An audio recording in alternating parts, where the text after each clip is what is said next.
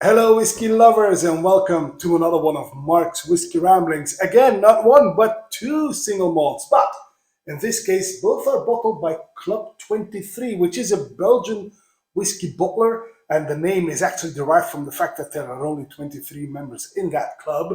Anyway, but moreover, these are two single malts, both of them Ben Nevis, 3 years old, 2021. Wow, when I first heard about it, I was like, 3 years old Ben Nevis? Are you kidding me? And then, moreover, they are clearly sister casks, as you can see. It's the similar type of artwork by Popeye, by the way, and both are called Heavenly Peated. Now, Ben Nevis, Heavenly Peated. Now, this is going to be a bit of a. I was a bit at a loss. I was like, what is this? So, what better way to find out than to try? I will try this one first. This is the Ben Nevis 3 years old 2021, bottled at 60.3%. Ooh la la. And this is matured on an ex-blended malt octave. That doesn't really tell us much now, does it? We'll try with that one first. And of course, I have it. Another bottle. It's you know when people collect, they are like, yeah, I collect. I'm sorry, but I always get a second one so that I can try it. In fact, I got these open bottles. I got them from Bert. Bert, thank you so much, my friend, for sharing these with me. I did, in fact, get them for the collection, but I didn't get a second bottle. But you were so kind as to share that with me. So this is the Ben Nevis 3 years old 2021 Heavenly Peated, matured on an ex-blended malt octave. What does that even mean? Beautiful color. Right, this is a deep golden, clings to the glass. That's usually good news. Right, let's find out if this is any good on the nose. Okay, yeah, it is indeed peated. I get some dark chocolate, dried meat, in fact, some salted bacon, clear notes of peat, definitely. And then something like plums and walnuts. Well, I did not expect this after only 3 years of maturation, but it probably has to do with the cask that it matured on. And let's not forget that Ben Nevis does indeed do a peated run. Ben Nevis Traditional, for example, is peated, right, on the palate.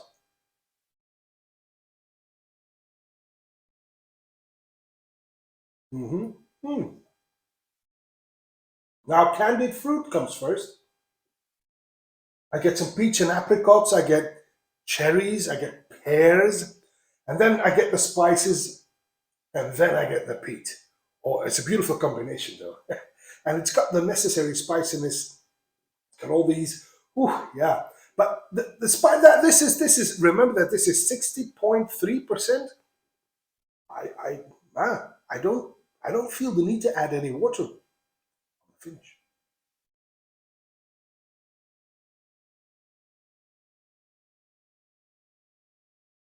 That's a long and smoky finish. I get some licorice, I get some sea salt, and it even becomes a bit brackish at the death. Oh, yeah. Mm, powerful, tasty. 3 years old. Let's put this head to head with this one, which is basically the same whiskey, a 3 years old Ben Nevis from 2021, but it matured on a different type of cask, also an octave. So, again, a small cask, a lot of influence, just like this one.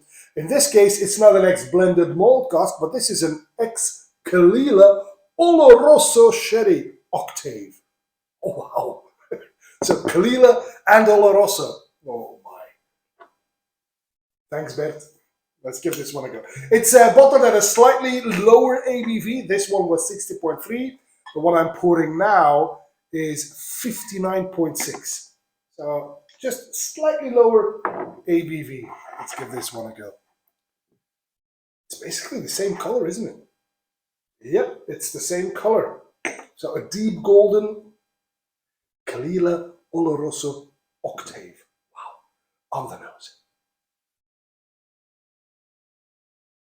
Oh, now that's completely different. Well, not completely, but it's definitely different. This is fantastic. I get some new shoes, some clear leathery notes, a leather saddlebag, dry peat, but at the same time also some sweet cherries, some orange juice. Now the peat is unmistakable, but it's the sweet notes here that dominate. And it's even got that something that lifts it up, something mentholated. That makes it very fresh. This is quite impressive for such a young malt. Milk chocolate. Wow. Wow. On the palate.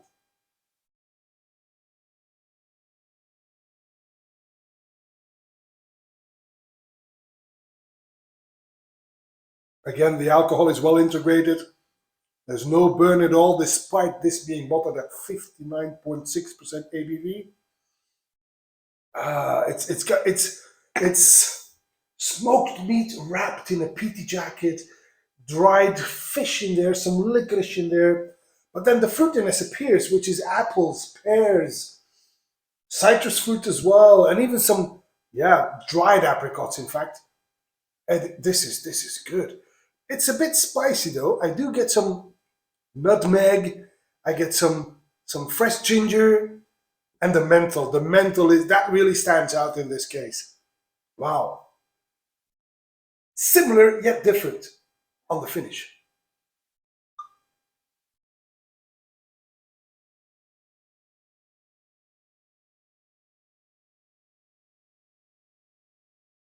That finish is medium long, sweet and sour. I get some pleasant spices in there as well.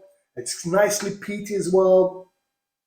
And it remains candied, if you know what I mean. It doesn't dry your mouth. It remains juicy, fruity. Wow. Wow. I had not expected this. This is 3 years old, Ben Nevis. Is it a peated run? Or did it get its peatiness from the casks on which it matured? An ex-blended malt octave? What does that mean? An ex-Caol Ila Oloroso octave? Aha, that's peaty, right? They're two different animals. They're similar, yet they're not sisters. I said these were sister casks, and they probably are, but I would rather call them cousins, if you know what I mean. They're different enough to be cousins instead of sisters. Anyway, these are two very lovely expressions, and it goes to show that a young malt indeed can be quite flavorsome, can be quite impressive as well. We don't always need 25 or 30 years old single malts to enjoy a good whiskey. Au contraire, I dare say. Very fine selections by the Belgian bottler Klubb23, Dominic and his pals. Wow, kudos, guys. Wow, I'm impressed. And that's all for this Whiskey Rambling, and I hope to see you at one of Mark's Whiskey Ramblings real soon. And until then, may the malt be with you. Bye-bye.